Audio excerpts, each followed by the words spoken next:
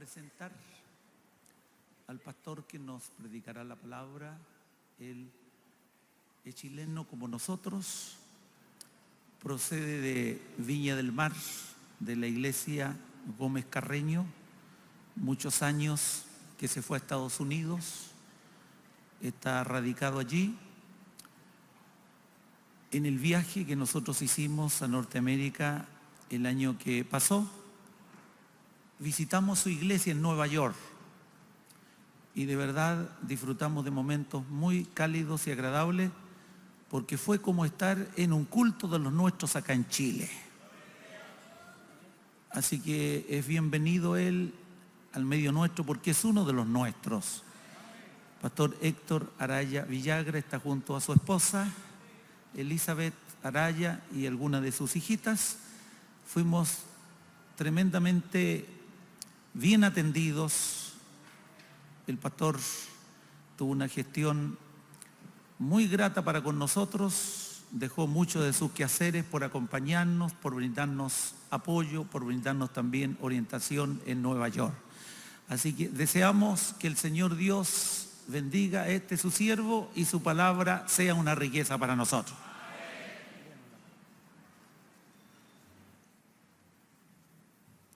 Que el Señor bendiga a su pueblo y me dé de su gracia. Quisiera que fuésemos a la palabra del Señor, y en esta ocasión el Señor me ha dirigido al Evangelio según San Lucas, capítulo 4, verso 16. Y le daremos lectura hasta el 23.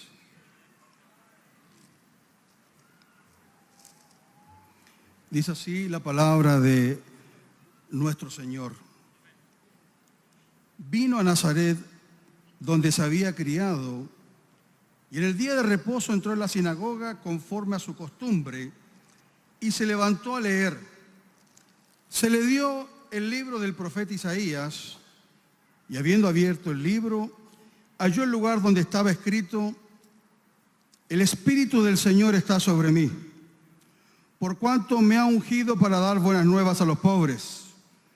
Me ha enviado a sanar a los quebrantados de corazón, a pregonar libertad a los cautivos y vista a los ciegos, a poner en libertad a los oprimidos, a predicar el año agradable del Señor. Y enrollando el libro, lo dio al ministro y se sentó. Y los ojos de todos en la sinagoga estaban fijos en él. Y comenzó a decirles: hoy se ha cumplido esta escritura delante de vosotros. Y todos daban buen testimonio de él, y estaban maravillados de las palabras de gracia que salían de su boca. Y decían: ¿no es este el hijo de José?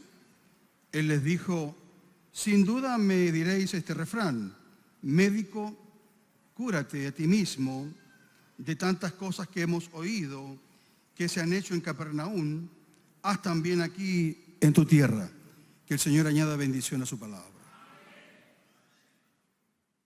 Citado, ¿verdad? Que cuando hay un pueblo con clamor, aquí en este altar se nota, ¿verdad? Para que haya fuego en este altar necesitamos también la colaboración y la comunión del pueblo. Clamemos a Dios para que Dios guarde, revista de su gracia, inspire a su siervo con la palabra del Señor. Dios bendiga a nuestro pastor en medio de nosotros.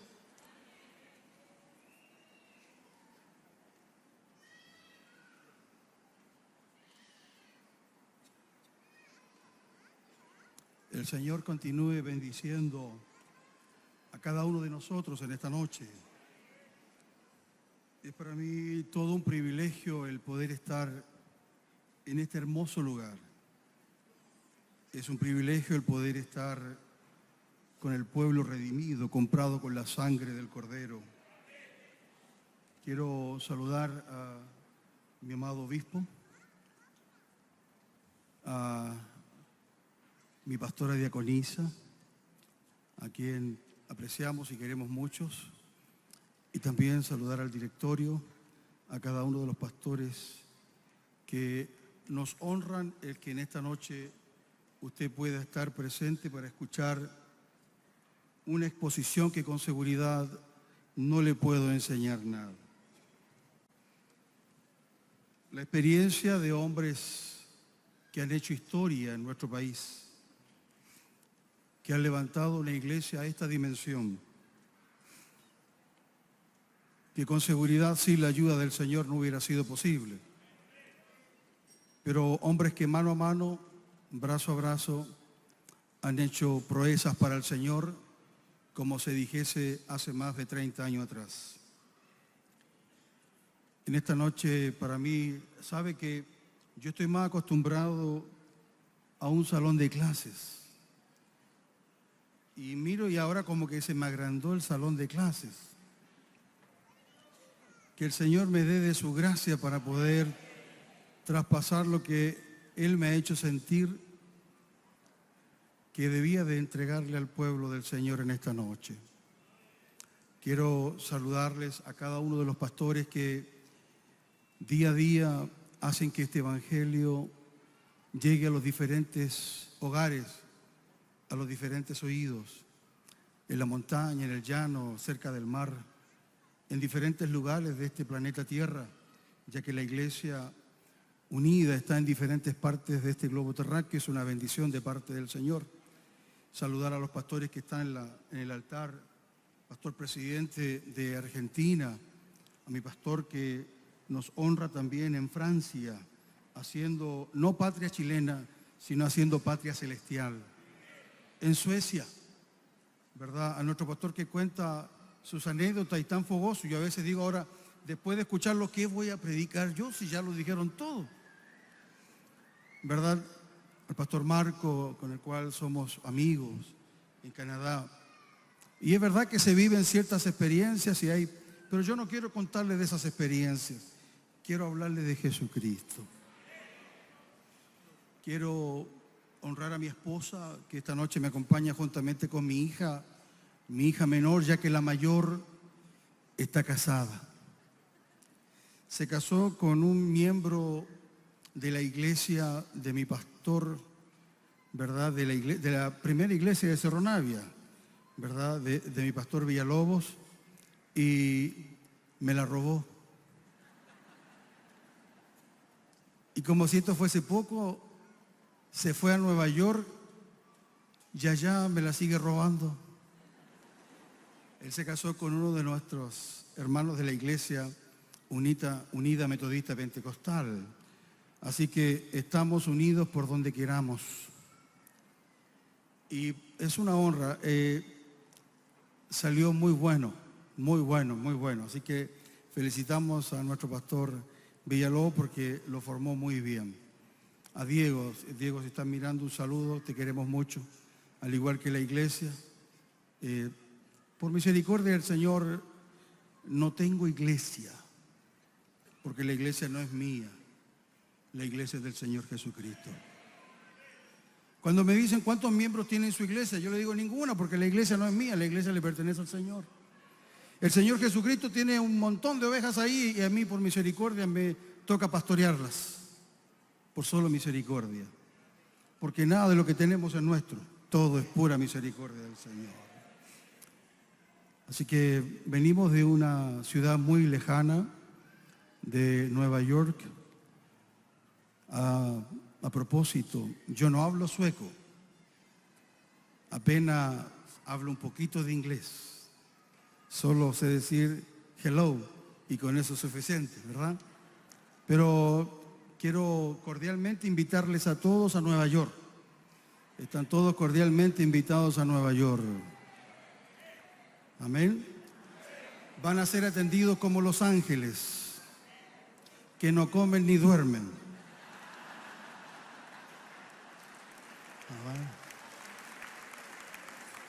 Amén. Digo esto para poner, de verdad, saber que para quitarme un poquito el nerviosismo, porque de verdad que estoy nervioso, de verdad. Pero me gusta estar nervioso porque mi alma quiere decir respeta el lugar donde estás. Amén. Y puedo con seguridad decir que el Señor está en este lugar. Voy a hablar de la persona más hermosa, de la persona que enamora al que no se quiere enamorar. Voy a hablar de aquel que Jeremías le dice: me sedujiste y mayor fuiste que mí. Quiero hablar de aquel que el que estaba desorientado, Él lo puso en el camino y le da dirección. Quiero hablarles de la persona más importante de lo que está en el cielo, en la tierra y debajo de la tierra. Su nombre, usted y yo lo conocemos, se llama Jesucristo, Señor de señores, Rey de reyes, autor y consumador de toda nuestra fe. A Él sea la gloria, a Él sea la honra, a Él sea el poder, la majestad, el imperio, el dominio, a quien los ángeles se inclinan para adorar, aquel que llama las cosas que no son como si fuesen, aquel que sostiene todas las cosas, todas, no dice alguna, todas las cosas, dice el libro de Hebreos, todas las cosas con la palabra de su poder. De Él les quiero hablar de este Jesucristo que conquista y sigue conquistando corazones aún en medio de la crisis. Porque sí, la humanidad está en crisis, pero la iglesia está en Cristo, no está en crisis, está en Cristo.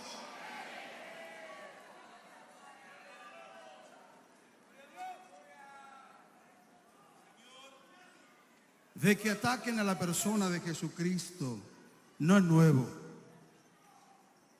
Que ataquen a la persona de Jesucristo no es nuevo. Es importante que nosotros como iglesia del Señor conozcamos a nuestro Redentor, al que ama nuestra alma. Es importante conocerle en tres ámbitos.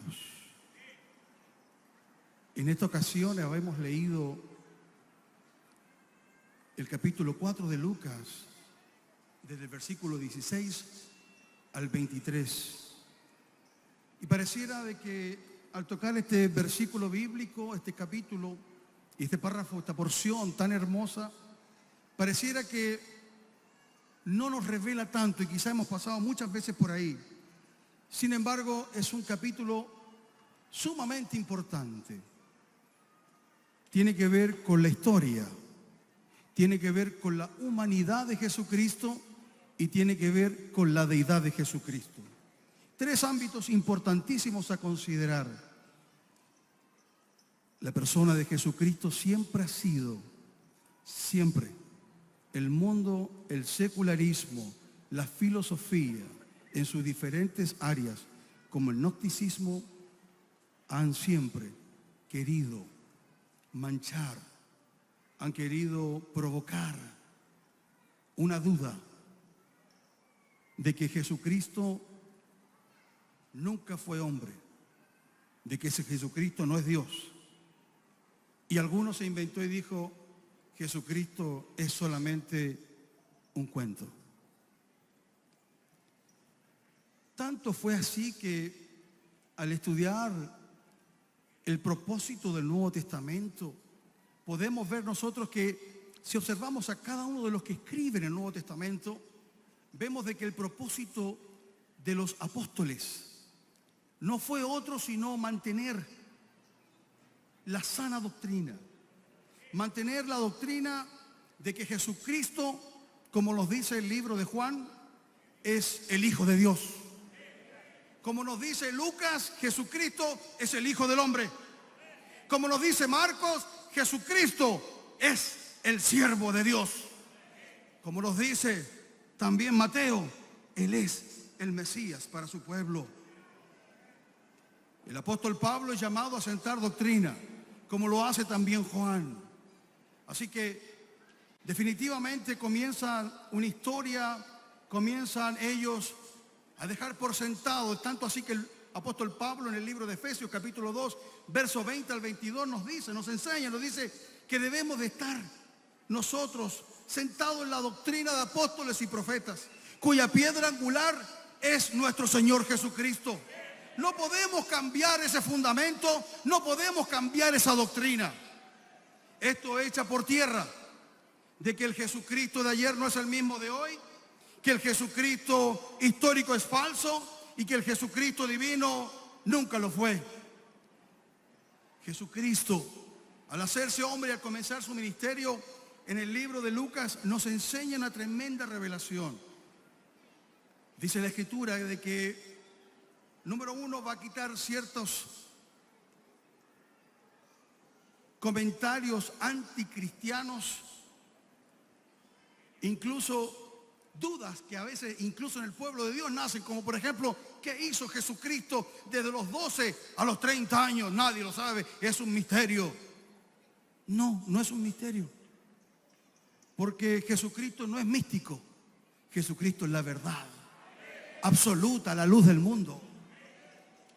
No es místico, así que sabemos lo que hizo. Este párrafo bíblico nos va a hablar a nosotros de un Jesucristo hombre, de un Jesucristo divino, de un Jesucristo histórico, y nos va a hablar por sobre todas las cosas que el mensaje de Jesucristo tiene que ver con su obra.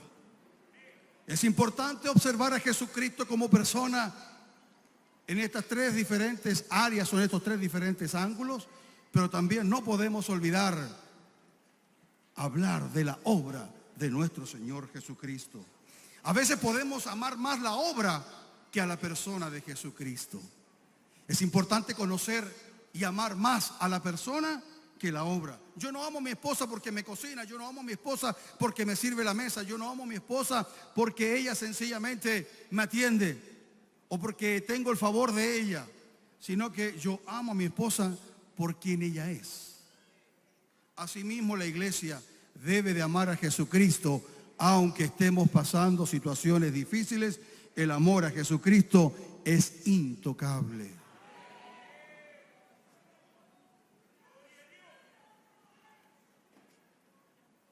En este párrafo bíblico que acabamos de leer en Lucas capítulo 4, del verso 16 en adelante, nos va a indicar que Jesucristo entra a la sinagoga como era su costumbre. Y para estudiar esto tenemos que ver que la costumbre judía, como ustedes saben, el día sábado es reunirse, el día del Shabbat. Así que el Shabbat se reunían en la sinagoga. Sin embargo, existen ciertos principios y leyes comunitarias judías que no le permiten leer a alguien la escritura si no pertenece a la comunidad local. Así que no podía leer. Esto nos indica a nosotros que Jesucristo, al entrar a Nazaret, ya a él lo conocía la comunidad judía. Esto nos habla a nosotros de que sabemos entonces muy bien qué es lo que hizo el Señor Jesucristo de los 12 años a los 30 años. Dice también la Escritura que vivió en Nazaret. ¿Por qué en Nazaret? Porque en Nazaret llegaba toda la diáspora judía que en algún momento vivió en Alejandría, en Egipto. Y Jesucristo vuelve a Israel a vivir en Nazaret, porque en Nazaret estaban sus pares que habían estado alguna vez también en el exilio. Vuelve ahora a vivir con ellos en Nazaret. Así que el Jesucristo histórico ahí se está demostrando que no es místico, sino que es verdad. También vemos otro punto muy interesante en la historia para poder ubicar al Jesucristo histórico y ver de que ese día, justamente ese día, todas las sinagogas habidas y por haber debían de leer Isaías 61. No fue una lectura aparte, una lectura que fue solamente local en Nazaret. No, en Jerusalén se estaba leyendo la misma lectura. En Capernaum con seguridad tiene que haberse leído la misma lectura a la misma hora. Pero en Nazaret, Jesucristo, el ministro le da el libro, le da el rollo y lo abre. ¿Cuántos saben que cuando Jesucristo abre, nadie puede cerrar? Y dice que Él se pone sobre sus pies. Me gusta pensar que cuando Jesucristo se pone sobre sus pies es para actuar o hacer algo. Quiere decir que hay una dinámica que Jesucristo va a ejecutar. Así que Él se pone sobre sus pies, abre el rollo y lo comienza a leer. Y la lectura que lee es Isaías capítulo 61. Luego que lee, cierra el libro. Y los ojos de los que estaban ahí se quedaron mirándolo a él fijamente. ¿Por qué miraban a Jesucristo? Miraban a Jesucristo porque Jesucristo no lee todo el párrafo que correspondía leer para ese día. Jesucristo lo corta en la mitad. Luego cierra el libro, cierra el rollo y se sienta. De acuerdo a la cultura judía y de acuerdo a las reglas de la sinagoga, nadie podía cerrar si no era el ministro. Y menos se podía sentar. Jesucristo les da a entender: aquí hay uno que tiene autoridad para cerrar el libro y sentarse cuando él quiera. Ninguno de ustedes, eso les quiso dar a entender, ninguno de ustedes me puede decir a mí si yo me siento o me pongo de pie. Sencillamente cierro el sello, lo sello y me siento. Y ahora descanso en lo que yo hice. Eso fue lo que Jesucristo le transmitió. Demuestra su autoridad completa. Y me gusta pensar lo que sucedió con ellos. Dice que todos daban buen testimonio de él. O sea, lo conocían. Otra vez volvemos al Jesucristo hombre, al Jesucristo histórico. No al místico, al Jesucristo real, al que sabía compartir con la comunidad, al que sabía dar una sonrisa, al que sabía saludar, el que se mantenía sujeto. Tanto así que dice: ¿no es este el hijo de José? El otro evangelista los va a decir: ¿no es este el hijo del Tectón? Porque eso que fue carpintero también, déjeme decirle, es solamente un puro invento de la Iglesia Católica, por ahí por el año 1500, cuando necesitaban carpinteros para arreglar ciertas basílicas en Europa.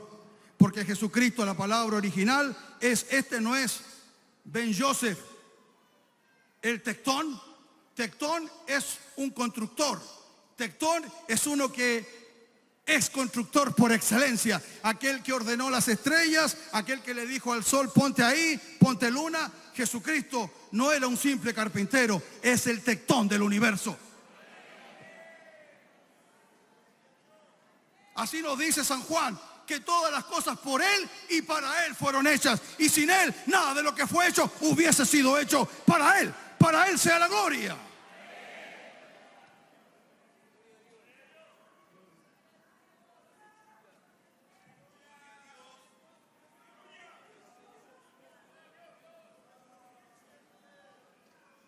Me gusta pensar ¿por qué debemos de entender que él es el arquitecto por excelencia? La escritura no es separada, sino que la escritura se relaciona entre sí. El Antiguo Testamento jamás ha estado separado del Nuevo Testamento, ni el Nuevo Testamento del Antiguo Testamento. Es un error decir que hay que leer solamente el Nuevo Testamento. Otros dicen: no, solamente hay que leer el Antiguo Testamento. 1 Timoteo capítulo 3, verso 16 dice que toda la escritura es inspirada por Dios. Así que no hay contradicciones en la escritura. Hay malos intérpretes, pero no hay contradicciones. Si se contradice, si hay un error, el error no es la Biblia, es el que la está leyendo.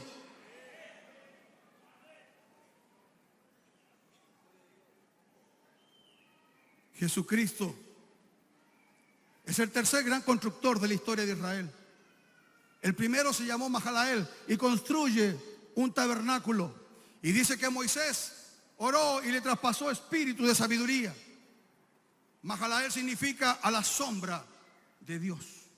El segundo aparece por ahí en el templo de Salomón y se llamó Arán Abí. Y en lengua fenicia, Arán Abí significa hijo del Padre. Y construyó el templo de Salomón.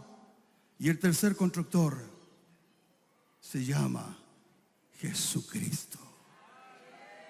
Él no necesitó de manos de expertos. Él en 3 días construyó este templo en el cual usted y yo mora el Señor.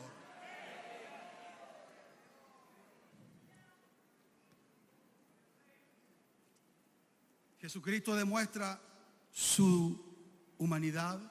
Jesucristo demuestra su deidad. Jesucristo demuestra que sí participó de la historia del hombre. Y como si esto fuese poco, nos da un tremendo mensaje. Es importante entender en el mensaje que nos entregó el Señor Jesucristo. Este mensaje que aunque pase el tiempo sigue siendo efectivo. Que lo que no hace la sociedad, lo que no hace un reformatorio, lo que no hace la clínica mental ni psicológica, lo hace el Señor con el Evangelio de Jesucristo.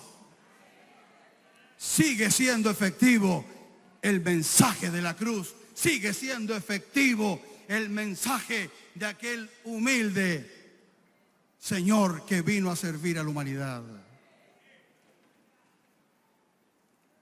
Jesucristo, el más humilde de los hombres sobre la faz de la tierra. Pero no hay que confundirse. Que Jesucristo fuese humilde y que es humilde no quiere decir que no tiene autoridad. Que Él no tenga autoridad.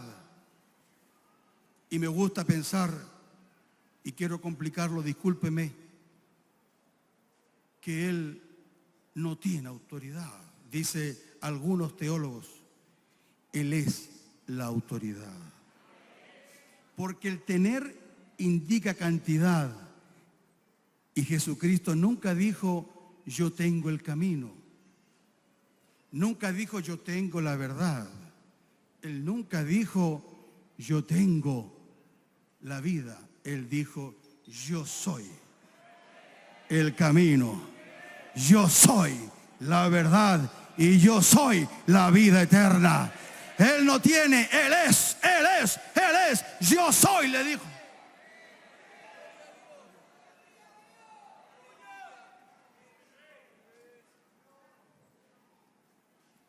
Algunos se confunden con Mateo capítulo 28 cuando dice, toda autoridad me es dada. No, ojo, como hombre. En la deidad nunca ha dejado de ser el eterno Hijo de Dios. Jesucristo no fue un invento de la humanidad. Jesucristo no fue un invento de la historia. Jesucristo no es un Dios más, es el único Dios verdadero.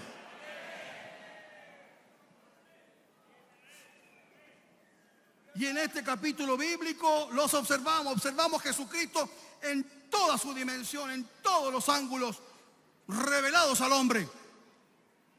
Primero en el tiempo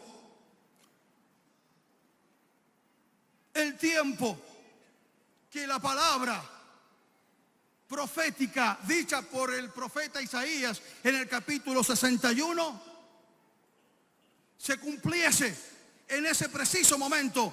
Jesucristo les dice, esa profecía delante de vosotros se ha cumplido. Le está hablando de tiempo, lugar, y le está hablando de la persona. Le está diciendo, el que profetizó a mí me vio, en mí se inspiró. Yo fui el que le soplé, yo fui el que le indiqué lo que debía de hablar de mí. Yo fui el que le dijo a él, el Espíritu del Señor está sobre mí porque me ungió Jehová. ¿Para qué me ungió? Y ahí comienza el propósito de la primera venida de Jesucristo. El propósito de la primera venida de Jesucristo es categórico. Si tuviéramos que resumir todos los puntos, es entender que el Señor Jesucristo termina y dice, a predicar el año agradable de Jehová. Amados pastores, amada iglesia, no podemos predicar calamidad, no podemos predicar miedo, no podemos predicar temor. Debemos predicar el año agradable de Jehová. Este es el tiempo de predicar el año agradable del Señor.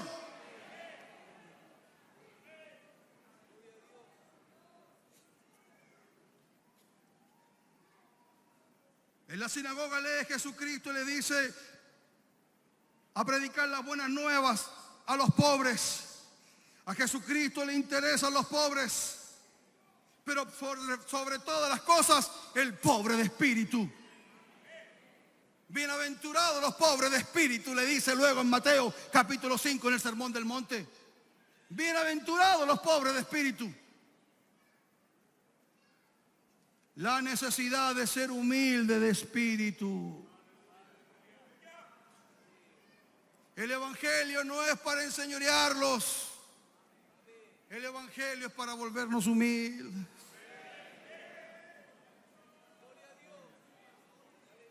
Humildes. Humildad no significa debilidad. Jesucristo fue el hombre más humilde, pero jamás fue débil. Jamás fue débil. Y la iglesia es humilde, pero no es débil.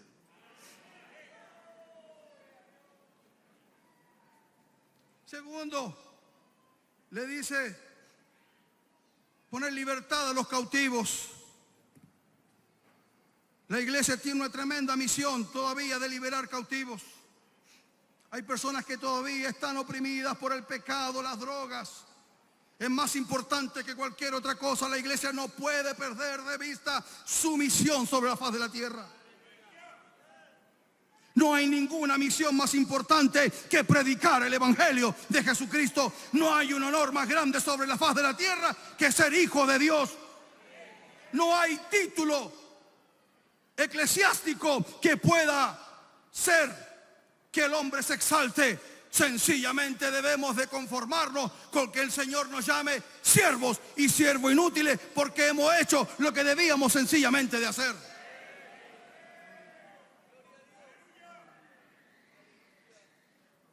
Libertad de los cautivos. El evangelio de Jesucristo liberta cautivos. Vista a los ciegos. Aún el evangelio de Jesucristo le da vista a los ciegos en todos los ámbitos. Libertad a los oprimidos. Observe que hay personas que están cautivas pero no son oprimidas. Y hay otros que están oprimidos y no están cautivos. Pero ambos necesitan libertad. Y luego dice predicar el año agradable del Señor. En estos ámbitos, el Señor Jesucristo basa su ministerio. A donde iba Jesucristo enseñaba, predicaba, sacaba demonios y hacía milagros. Sanaba. A Jesucristo le interesa la humanidad. A Jesucristo le interesa devolverle la dignidad al hombre. Si usted observa todos los milagros que Jesucristo desarrolló, todos fueron para volverle la dignidad al ser humano.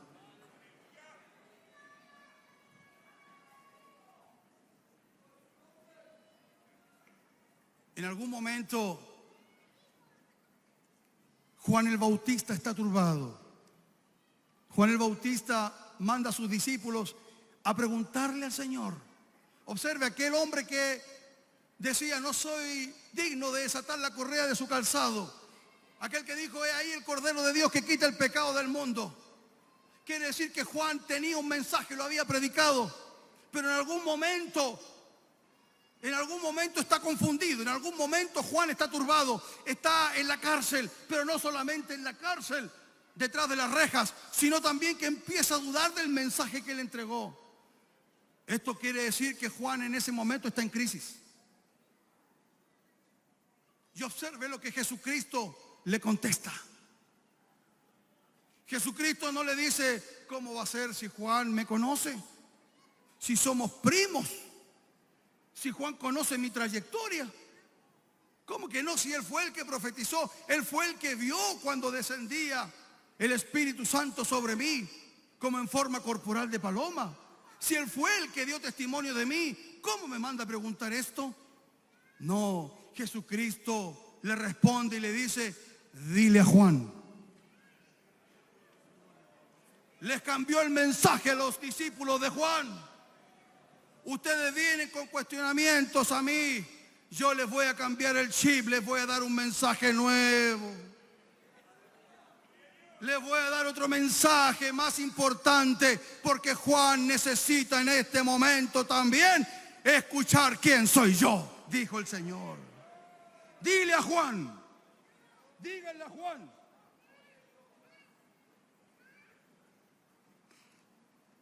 Esto se encuentra en Lucas capítulo 7, de versículo 18 al 23.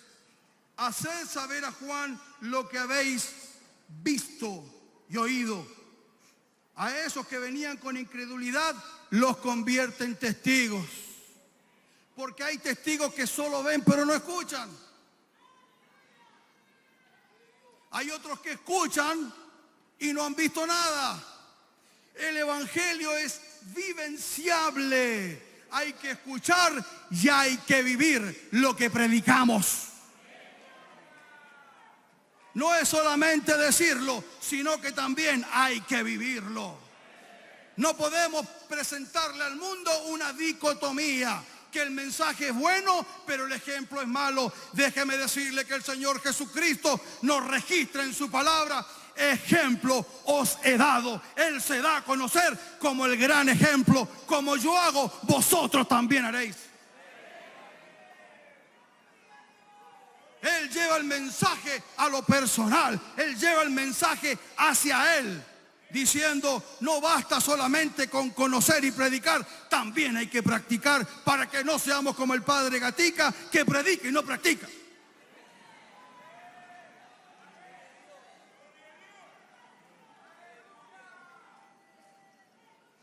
Haced saber a Juan lo que habéis visto y oído. Los ciegos ven, los cojos andan, los leprosos son limpiados, los sordos oyen, los muertos son resucitados, y a los pobres les es anunciado el evangelio. ¡Aleluya! No sé si usted cree que hay un mensaje mejor que poder ir a buscar a una universidad o a una institución académica. La iglesia tiene el mejor mensaje para cambiar la vida de esta humanidad. Y como si esto fuese poco, y vuelvo a Isaías 61, le dice: el Espíritu del Señor está sobre mí. Jesucristo le dice a sus discípulos: no salgan de Jerusalén hasta que no haya venido sobre vosotros el Espíritu Santo, y entonces me seréis testigos.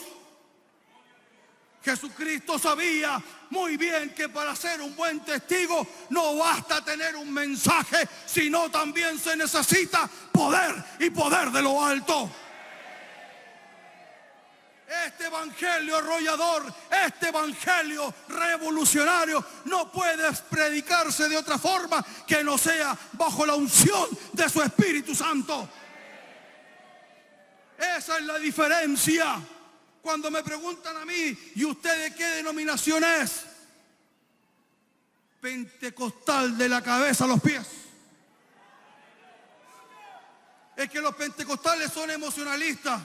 Sí, emocionalista, pero no veo las cosas desde una perspectiva de la emoción, sino que la palabra de Dios es la que conmueve mi corazón.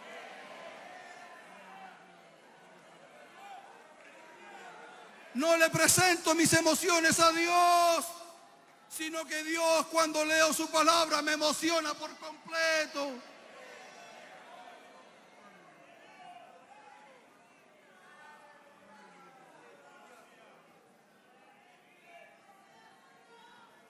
¿Alguien podrá resistirse a ese inmenso amor que, como lo explica el apóstol Pablo, es inentendible?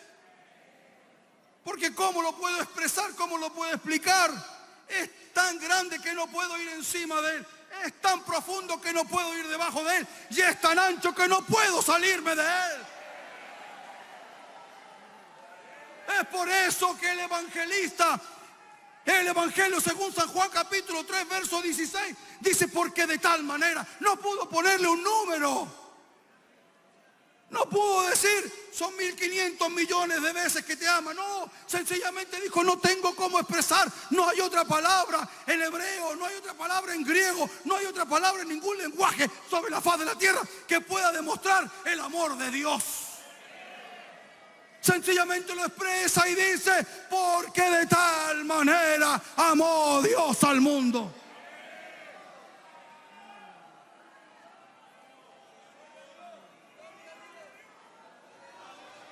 Aleluya.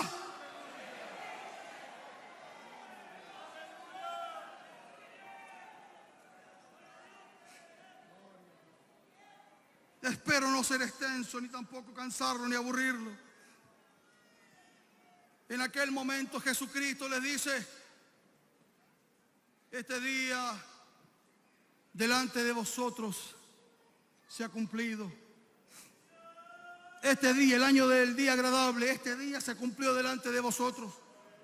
Jesucristo es el único que tenía la autoridad para decir eso. Es en quien reposa la Escritura, y Él reposó también en la Escritura. En ese momento la palabra profética, la palabra escrita, estaba siendo vista en su forma humana. La palabra escrita con la palabra humana o con la palabra encarnada presentada a los hombres, con un mensaje poderoso.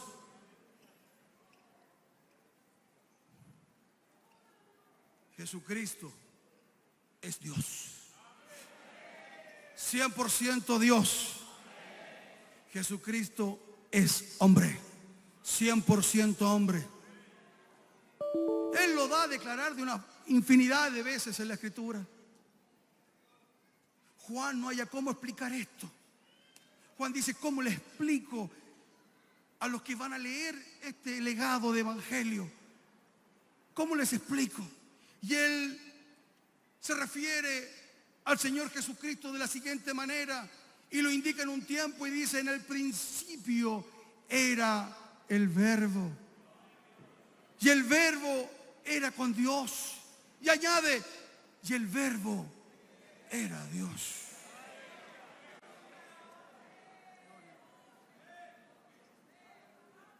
Y ocupa las palabras que ocupase Moisés para describir el Génesis, como comienza la Escritura, no de un relato hipotético, porque la Biblia no es una hipótesis, es una verdad absoluta. La filosofía parte de una hipótesis que tiene que ir a una comprobación para luego hacer una conclusión. El Evangelio de Jesucristo sencillamente parte con una definición absoluta. En el principio creó Dios los cielos y la tierra. Se acabó. Y Juan describe y dice: en el principio. Lo ubica en un tiempo, quiere decir que el verbo que vieron ellos, hecho hombre, era el mismo que estaba en el principio de la creación. Por eso que luego lo describe y dice: por él y para él fueron todas las cosas hechas. Es el mismo. Y quiero decirle algo más con el permiso suyo, si me permite. La palabra, cuando dice comienzo, la palabra Bereshit en hebreo. Y la palabra Bereshit está etimológicamente compuesta de dos palabras hebreas. Una que es Bet y la otra que es Treshit, que tiene que ver con herencia, legado, pero la primera es Bet y tiene que ver con casa. Así que quiere decir desde que del comienzo ya el Señor hablaba de una casa. Hablaba de un lugar, Bereshit, la segunda palabra o la segunda letra del alfabeto hebreo. Esa segunda palabra es nuestro Señor Jesucristo.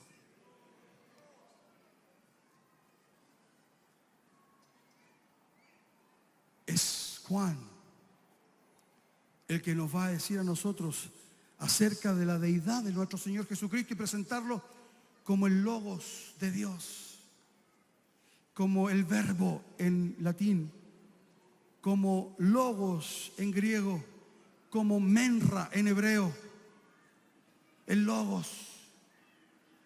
Para esto, para poder entenderlo, debiéramos de ver a un niño pequeñito que cuando va en el asiento de atrás y va por la carretera, vea una tremenda M, amarillo con rojo, y dice el niño: McDonald's. El niño no entiende que detrás de eso hay gente que trabaja en oficinas, que trabaja en una cocina, que hay camiones que están transportando la hamburguesa, que hay camiones que están transportando el pan, que hay panaderos que están... No entiende de eso. El niño solamente entiende que detrás de ese logo hay lo que él quiere y necesita. Es por eso que cuando miramos ese ejemplo, vemos a Jesucristo. Él es el Logos.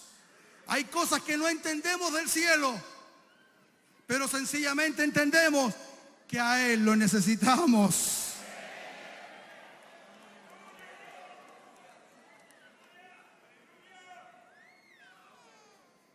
Y la palabra Logos quiere decir palabra, pero es una forma, otra vez mi esposa me va a retar porque me dice, recuerda que no estás dando una clase, estás predicando. Pero yo dije, se me creció la sala.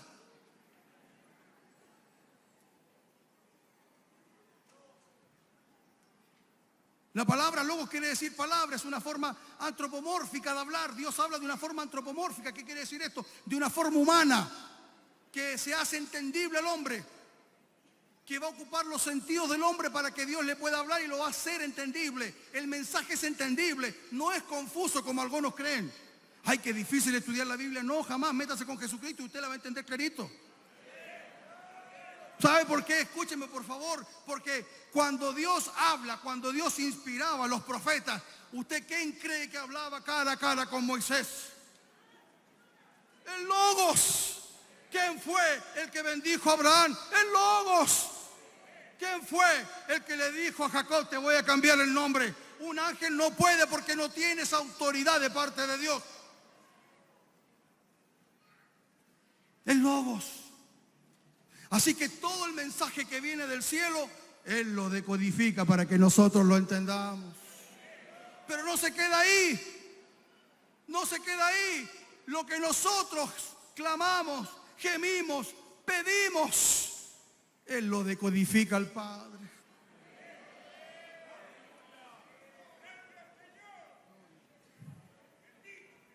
Hay cosas que nosotros no sabemos, como dice el libro de Efesios. Hay cosas que nosotros no vamos a poder entender porque las pedimos en el Espíritu, porque el Espíritu gime por nosotros con clamidos indecibles. Hay cosas que no las entendemos, sencillamente son espirituales y Él las entiende.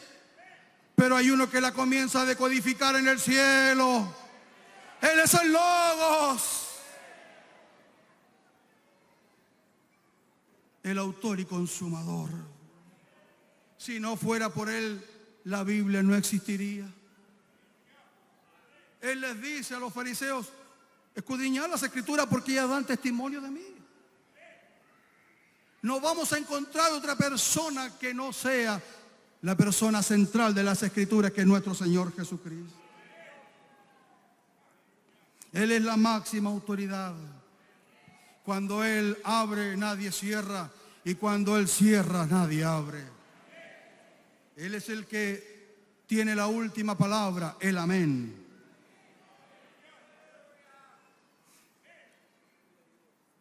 En ese momento les dice, delante de vosotros se cumplió esta porción. Pero luego, al cerrar, con su actitud, con su autoridad, manda un tremendo mensaje sin palabras. Hay una profecía que se cierra. Y vamos a ver ahora Juan. En el capítulo 5 de Apocalipsis. Dice que Juan está en el cielo. Y de repente, estando en el cielo, se escuchó a un ángel pregonar, predicar, vociferar y decir, no hay ninguno digno de abrir el libro y desatar sus sellos. Y dice que pregonaba en el cielo, pregonaba en la tierra y pregonaba debajo de la tierra. Algunos eruditos dicen que ese ángel era el enemigo.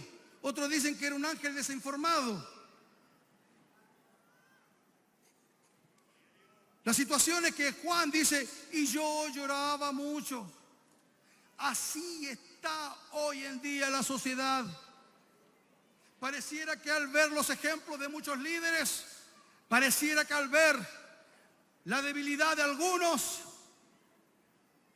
comienzan a llorar y a decir, ¿en quién pondremos nuestras esperanzas?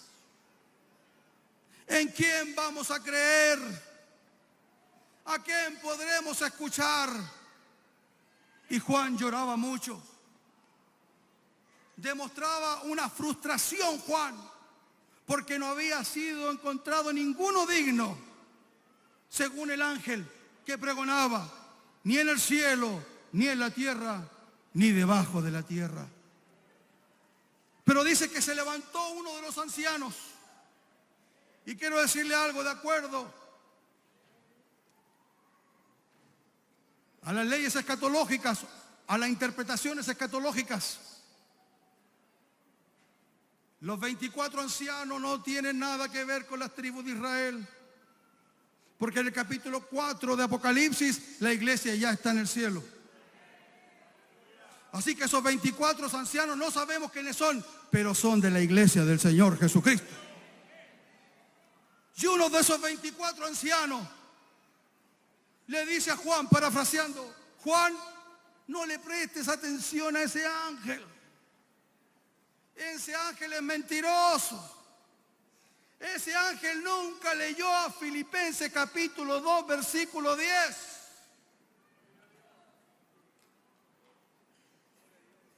Parece que usted tampoco.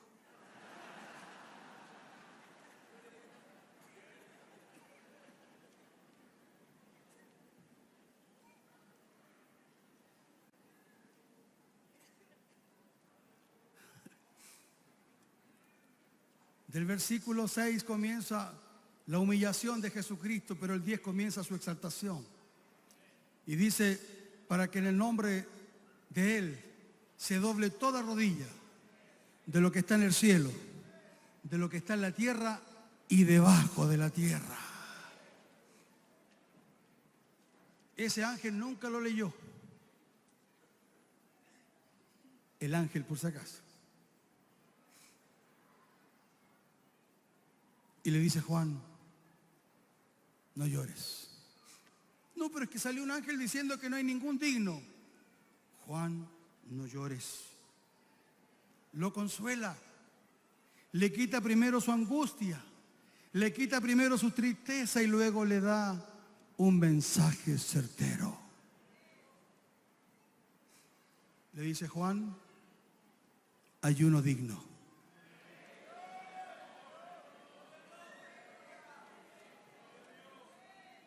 Juan, hay uno digno.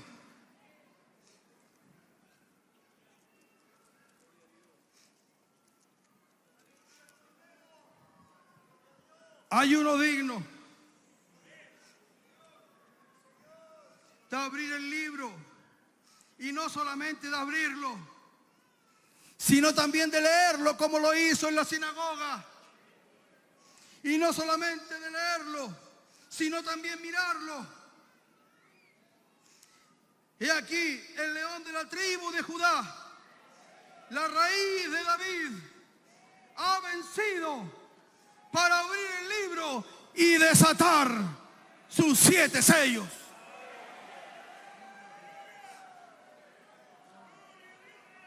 En este mundo sin esperanza, en este mundo decayente, en este mundo donde han cambiado las doctrinas, las bases y fundamentos bíblicos y se han vuelto a fábulas, a filosofías panteístas, a filosofías postmodernistas, que es el peligro más grande que hoy día tiene. El postmodernismo ha tomado poder en este tiempo porque ellos dicen que no hay una verdad absoluta. Hay solamente verdades relativas, pero no hay una verdad absoluta. Mi verdad no es su verdad y su verdad no es mi verdad. ¿Para qué vamos a discutir? Así que su verdad yo la respeto y usted respeta la mía. Pero Jesucristo no dijo eso. Uno de los 24 ancianos no les dice eso a Juan. Le dice: Juan, no llores, porque hay uno digno. Hay uno que murió sin pecado. Hay uno que fue tentado en todo, pero se mantuvo sin pecado. Hay uno que nadie lo pudo comprar, sino que Él los compró a todos, y no con oro, sino que a precio de sangre.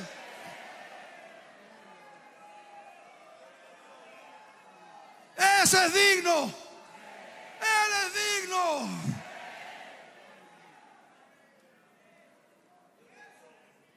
La palabra dignidad significa perfecto. Significa que está capacitado para. Significa que cumple todos los requisitos.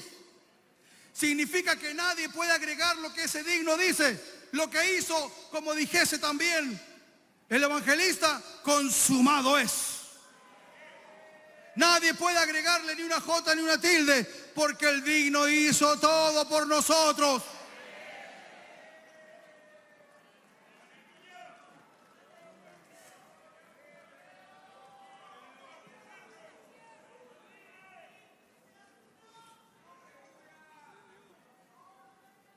Hay un tremendo problema a veces con la iglesia del Señor Jesucristo. Una humildad aparente. Ay, no soy nadie, Señor. No soy nada, Señor. Este pedazo de barro. No soy nadie, Señor. Si el Señor tuviera que hacerse presente en ese momento, diría, ¿cómo que no eres nadie? Si por tu causa yo me hice hombre y muré en una cruz. Tú eres la causa de mi amor.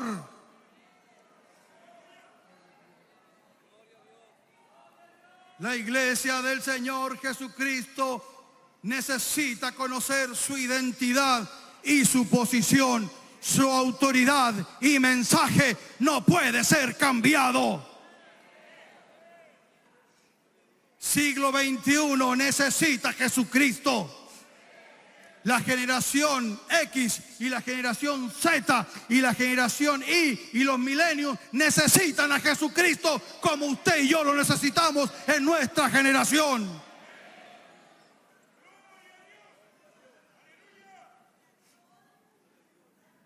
Es un error pensar que nosotros los hombres podemos cambiar el curso de las Escrituras. No hay nadie que pueda cambiar el curso de lo que Él estableció en su palabra. Tanto así que Él dice, cielo y tierra pasarán, mas mi palabra no pasará. Así que si el cielo se tiene que caer, que se caiga, pero mi fe no está en aquel que no puede hacer un cambio en mi vida. Mi fe está en el autor y consumador de la vida. En Él está la vida. La iglesia no puede entrar en el siglo XXI a transar con ningún mensaje. El mensaje de la iglesia del siglo XXI debe ser el mismo del siglo XX, del siglo XIX, del siglo XVIII, del siglo XVII. Porque si ese mensaje mantuvo vivo el cuerpo de Cristo, en la iglesia, que es la iglesia del Señor, con seguridad que lo mantendrá hasta la venida de nuestro Señor por nosotros. El mensaje de la Escritura no se tranza, no se vende. El mensaje de la Escritura hay que ponerlo a la luz pública, que escuchen los políticos que hay uno que es digno.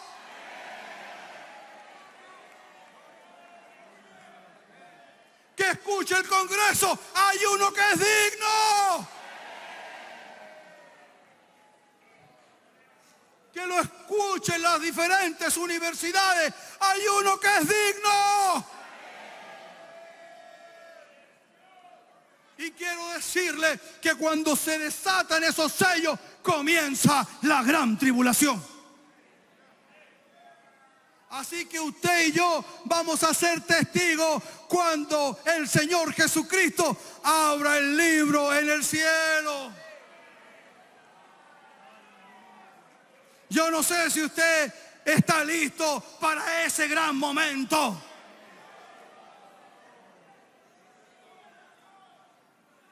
Porque he aquí os digo un misterio, dice 1 Corintios capítulo 15, verso 51. He aquí os digo un misterio, no todos dormiremos, pero todos seremos transformados.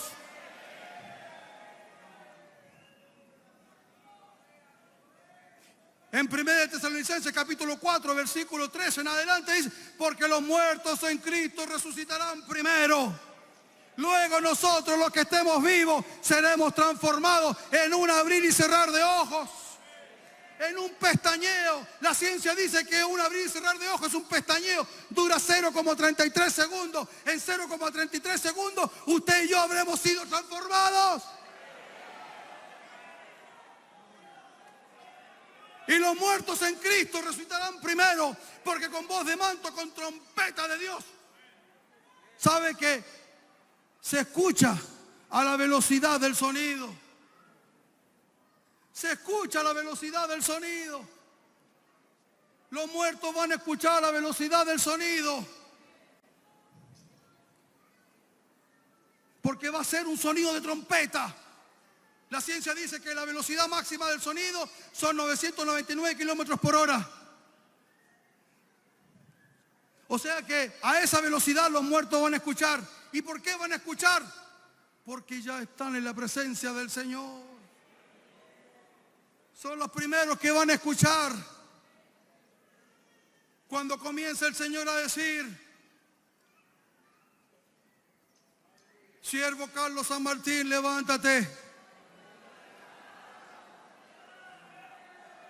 Raúl Alvarado Tapia, levántate, anda a buscar tu cuerpo. Los muertos en Cristo resucitarán primero. Luego nosotros, los que estemos vivos, seremos transformados. Metamorfo, la palabra metamorfo, cambio de forma. La ciencia hoy en día busca cambiar la forma del ser humano. Quieren llegar a Marte, pero tienen un tremendo impedimento: el tiempo y la distancia. No existe una máquina creada por el hombre que pueda alcanzar la velocidad de la luz. Pero quiero decirle que esa máquina no jamás va a poder ser inventada, porque esa máquina le pertenece a Dios. Porque para ser desmaterializado de lo materializado hay que viajar a la velocidad de la luz. Trabajan en diferentes maquinarias, en diferentes fórmulas matemáticas, químicas, físicas, geofísicas, para ver cómo pueden transformar. Ese es el ángel que anda pregonando por ahí, la falsa ciencia. La iglesia del Señor Jesucristo debe de saber y permanecer. ¿Cuántos esperan la segunda venida? No espere la segunda venida. Espere el arrebatamiento, porque la segunda venida es para los que se quedan en la tribulación. ¿Cuántos quieren saber quiénes son los dos testigos? ¿Le gustaría saber? Yo no, porque para esa fecha vamos a estar en el cielo.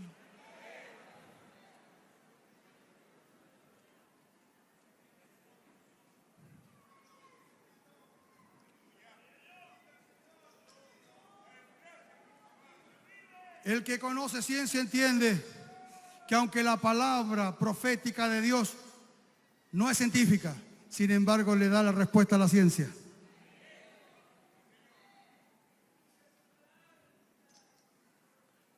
Hace algún tiempo atrás, prácticamente unos 4 años atrás,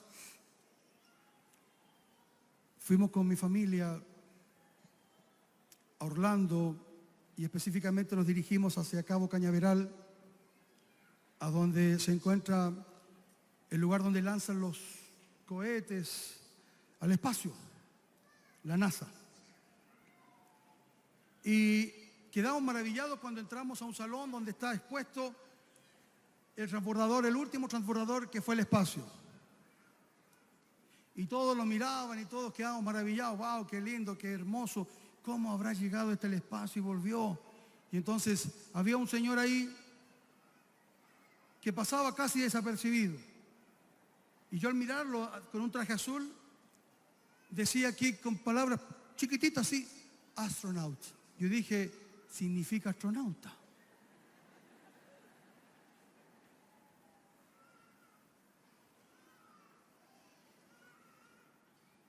Y le pregunté: ¿Do you speak Spanish? No. Don't worry, le dije. Nunca había hablado tan bien inglés como en esa oportunidad. Y le pregunto al astronauta, sí, ya que él habló sueco, ¿por qué yo no hablar inglés?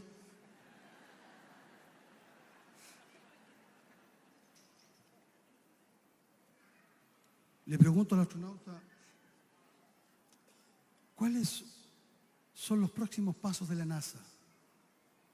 Y él me dice llegar a Marte. No han llegado el lunes, le dije yo, van a llegar a Marte.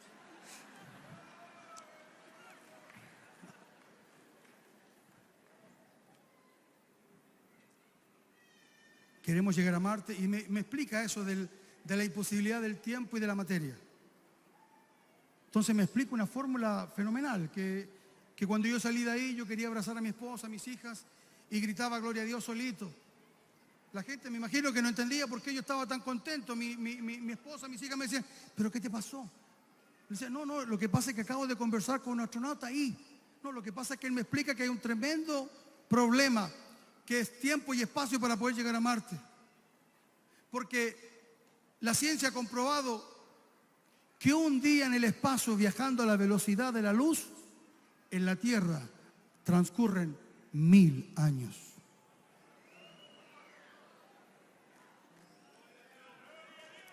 Escúcheme, y usted lo puede comprobar, eso es ciencia. Lo que pasa es que los científicos no leen la Biblia. Ya lo habían dicho en la Escritura,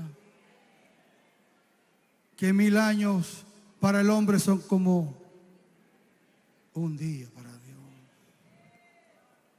La ciencia avanza y comprueba que la palabra que usted y yo tenemos, como dijo el apóstol Pedro, es la profecía más segura. Me gozaba mientras escuchaba los diferentes coros, diferentes himnos. Él vuelve. Él vuelve. Él vuelve.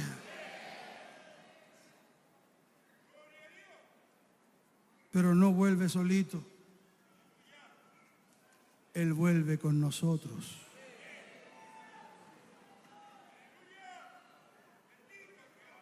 Porque el arrebatamiento no es la segunda venida. Sin embargo, es el evento que indica el tiempo de la segunda venida de Jesucristo. Isaías 61, para concluir, discúlpeme que me haya extendido, sé que usted está cansadito. Isaías 61, lo que no lee Jesucristo es lo que destaca Apocalipsis capítulo 5 en adelante, capítulo 5 en adelante. Los juicios sobre la tierra. El año de la venganza del Dios nuestro. Y todo el resto de Isaías 61 no es para la iglesia, es para Israel.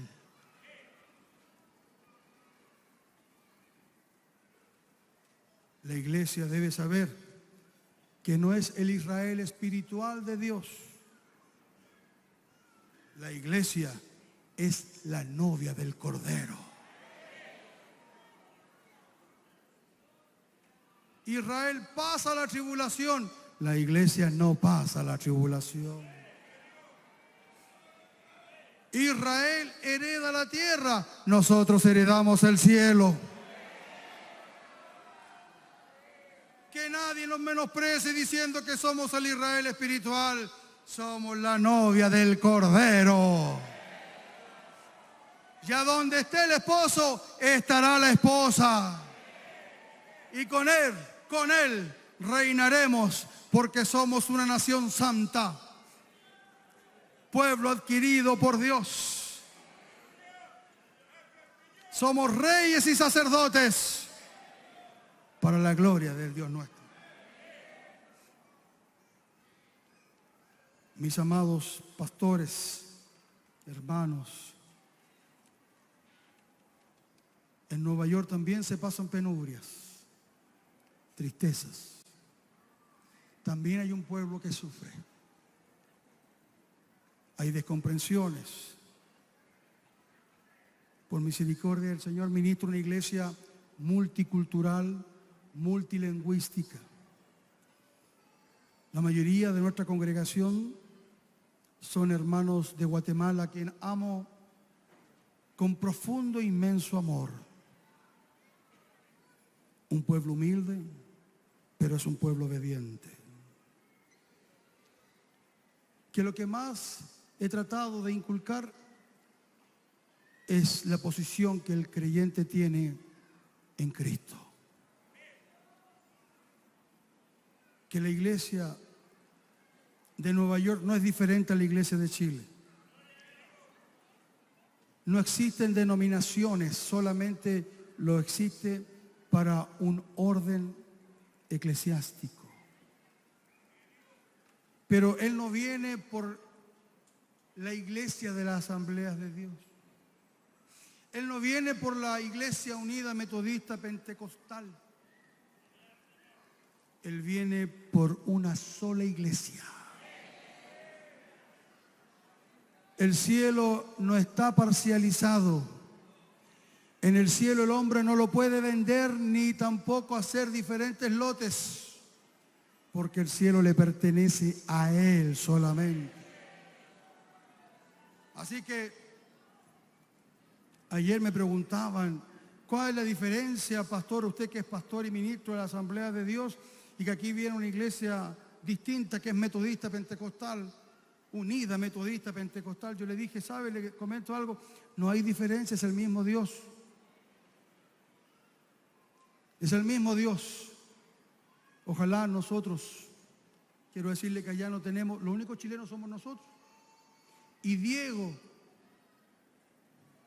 que es mi yerno. El Jersey le decimos nosotros. La iglesia es una sola. Es el mismo mensaje. Es la misma sangre. Es el mismo espíritu. Y es el mismo Señor. Él es digno. Para el Señor Jesucristo sea toda la gloria, toda la honra, toda la alabanza, toda la exaltación, toda la magnificencia, y para sus siervos su misericordia. Dios me los bendiga.